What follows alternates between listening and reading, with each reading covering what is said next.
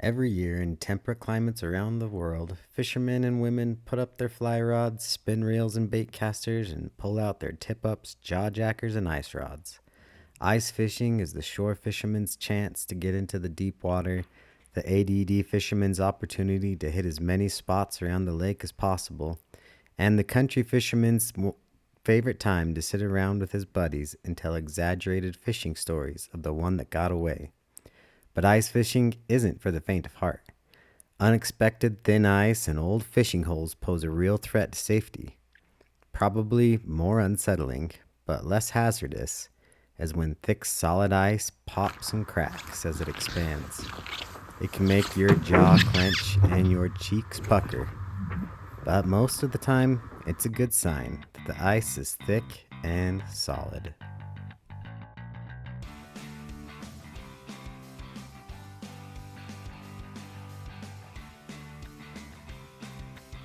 As a foreshadowing of things to come, slips and spills are to be expected, and after the all clear for no major damage, they quickly become the target of jokes and ridicule.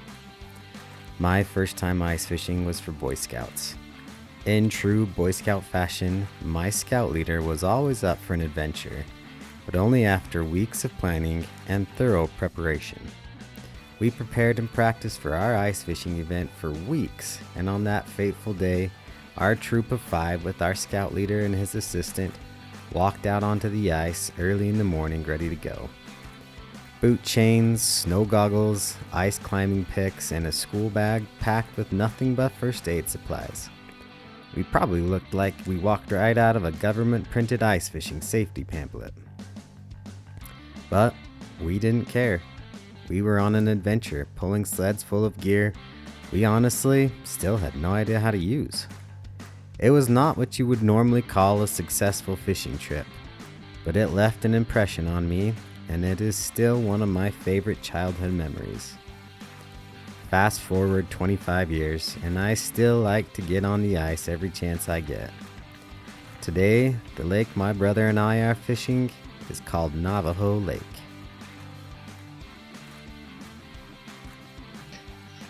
So, we're here at Navajo Lake. Oh yeah, we just hacked our way through the ice with probably the dullest ice auger you've ever seen, but man, look at this water. Crystal clear. You can see. Shout out to Dustin for letting us borrow the tent and the auger. Nothing like family pulling through. Not a whole lot of action you can see down there right now, but you can see all the way to the bottom. So if there's going to be a strike, we don't need a fish finder. We are the only ones here at Navajo Lake, which either makes us crazy or genius. It's funny how there's a fine line between those two.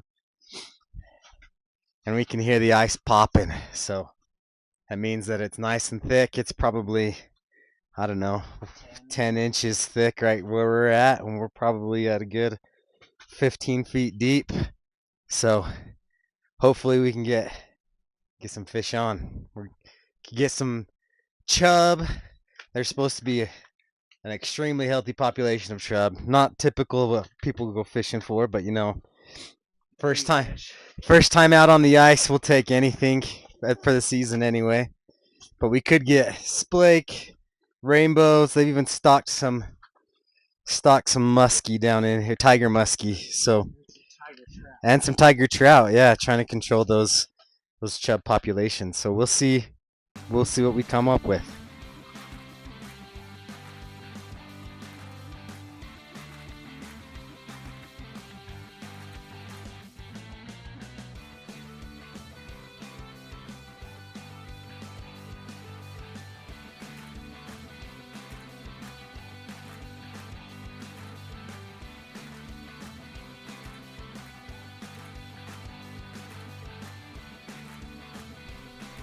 Like most lakes in Utah and the southwest U.S. in general, Navajo Lake is not actually a lake, but a reservoir.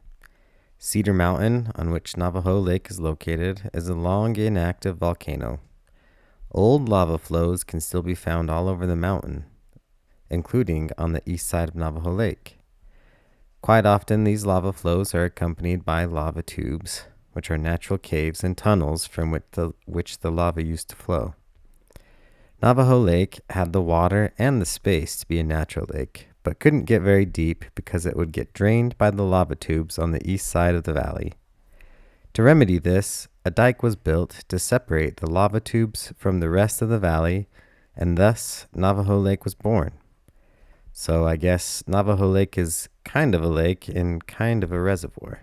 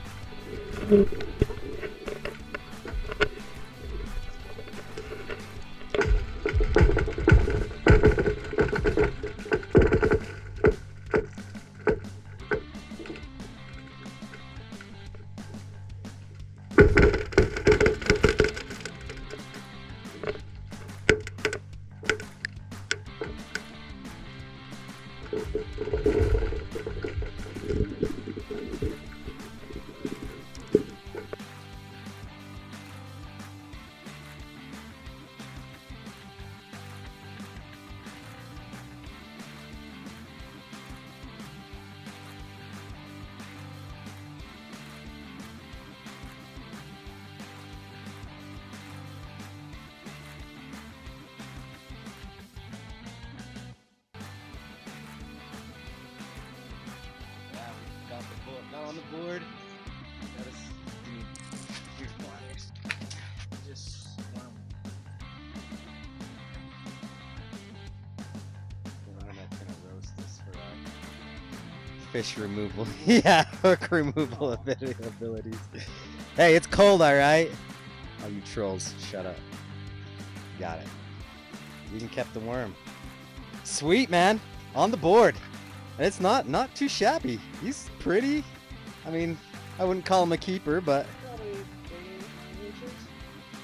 he's pretty. That's for sure. Yeah.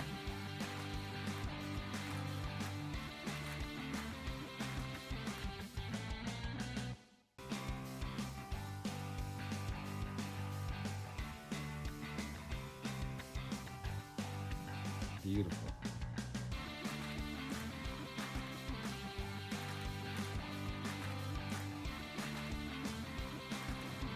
This is the kind of brothers we are. Doing the papa and son thing. Didn't count for me because I didn't get it out of the water. Still in the water. Oh, he's not fighting too hard. The Utah chub, Gila atraria, is the only native fish in the lake, and the conditions for its survival only got better with the building of the dike, and the population exploded. Aggressive predatory sport fish like splake, tiger trout, and even tiger muskie, all hybrid species that are sterile, have been stocked to reduce the chub populations with varying levels of success. Even still, it seems like the lake is treated with rotenone every 10 years, attempting to eliminate the chub and improve conditions for trout. It wasn't that many years ago since the last draining and treating of Navajo Lake, but we still expected to catch a few on this trip. In the right conditions, like a favorable lake and a recent reduction in fish numbers, Utah chub can grow as heavy as 2 pounds and put up a great fight. The only time anglers target chub in general is to cut up and use as bait. Not gonna lie, that's what we were going to do too. When fishing gets slow, going after bait fish is usually pretty easy pickings, so it keeps the motivation and morale up until the bite gets hot again. You know it's time to move on when not even the bait fish are biting. On this trip, oddly enough, we didn't get a chance to hook into any chub. However, we were lucky enough not to wait long before we were catching fish again. Oh, there he is. Dang, he didn't even give my hook a second look. Ah, yeah. Another splake.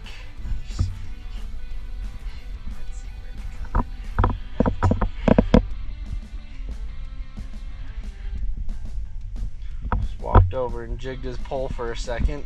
I was actually going to drop it down a little deeper, and then all of a sudden, bam!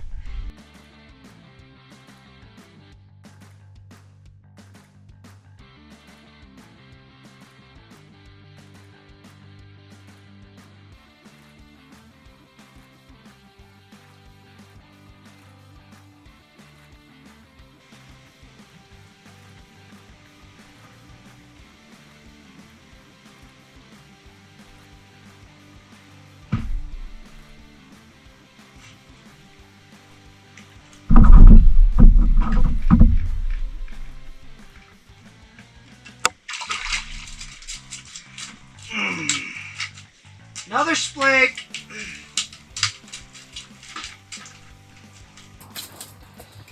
Got another flake.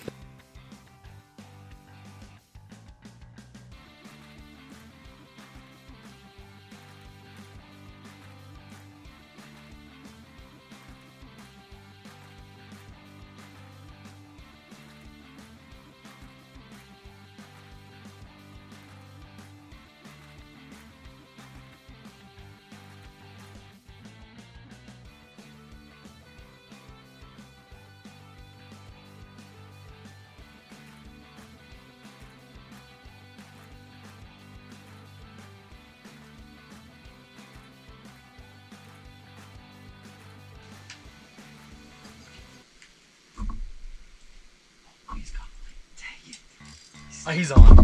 Fish on? Oh, Yeah. I got one. I've got a different one. Oh, it's a rainbow again. Steve Ranella of Meat Eater once described fishing as asking a question. When you drop your line in the water, you ask the lake, who's down there? Sometimes, a lot of times, there is no answer, leaving you to wonder if you missed the answer or if there really was no one home. At Navajo, little was left to the imagination. The water was crystal clear all the way to the, albeit still pretty shallow, bottom, and we had plenty of fish to answer our question. All in all, it was a great time on the ice, two brothers chatting, laughing, and catching fish.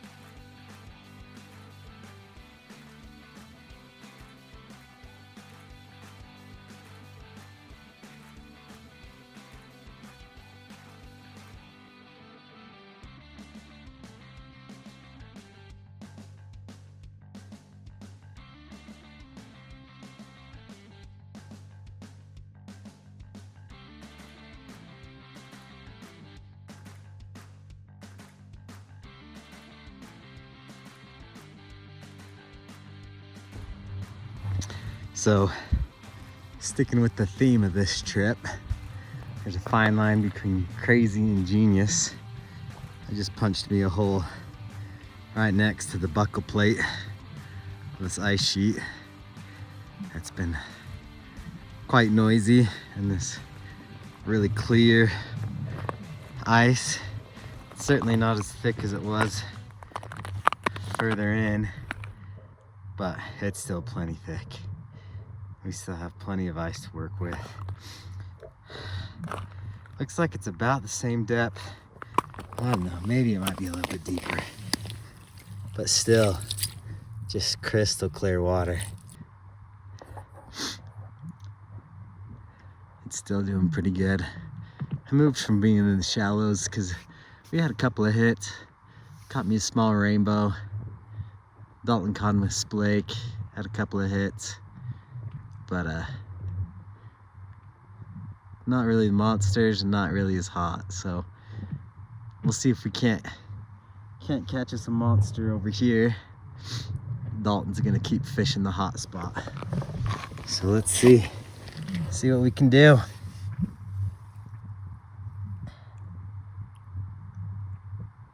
Tiger.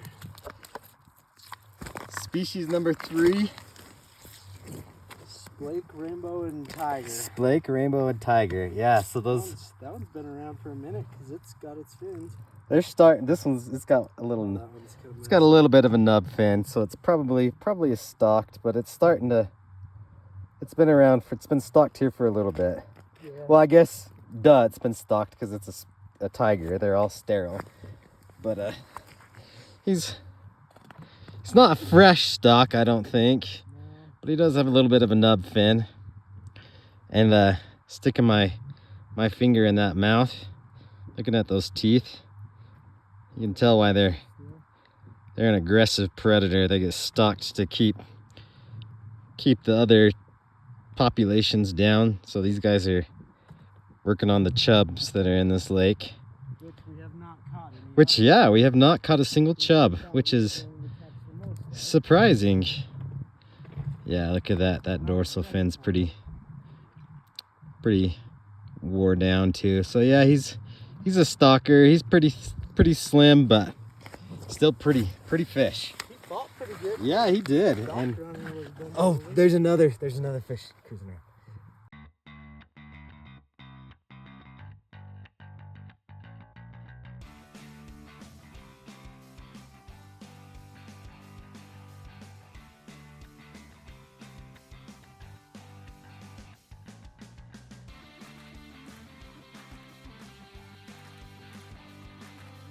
Ooh, it's slick though, that's for sure.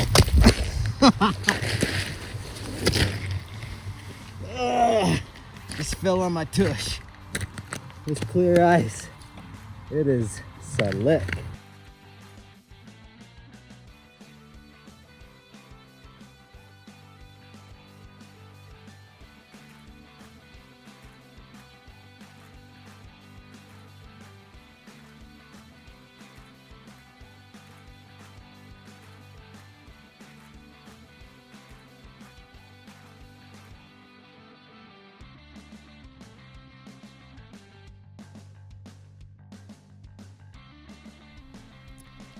When it was a few hours past the time we told our wives we would be home, and we still had to pack up and drive back, we figured we should probably call it a day.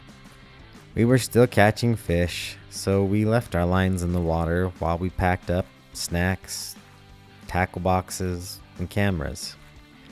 Moving on to breaking down the ice tent, we stepped outside and unscrewed the tent pegs out of the ice. Just as I stepped back into the tent, I could see, staring at my hook, the apex predator of the lake, the fish of 10,000 casts, a tiger muskie. I have never caught a tiger muskie or the two fish species that are crossed to make a tiger muskie, a pike and a muskellunge. My heart, and apparently my brain, stopped. I have watched many videos of catching these intense predatory fish, so in theory, I know what to do. But I followed none of the learned advice. Rather than waiting patiently, I ran to my line, gave it a good jig, and the monster turned around and bolted. I fumbled on the 1 yard line. As we were cleaning up the rest of the equipment and driving home, it was all I could think about. I was so close to catching a bucket list fish and I missed it.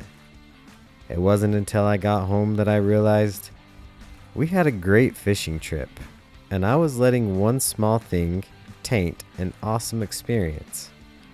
This focusing on the bad and forgetting the good happens to all of us, all the time. Amazing days are ruined by one person honking at us at a stoplight. One split second of a minor incident can ruin a whole day of fun. The human brain is good at taking you learn the most from failure and applying it to every possible scenario. It's what kept our species alive for thousands of years. But now it just drags us down. It takes focus and practice to ignore the bad and remember the good. Focus and practice that we need to spend more time doing. Keep working on it, stay positive, and go fishing.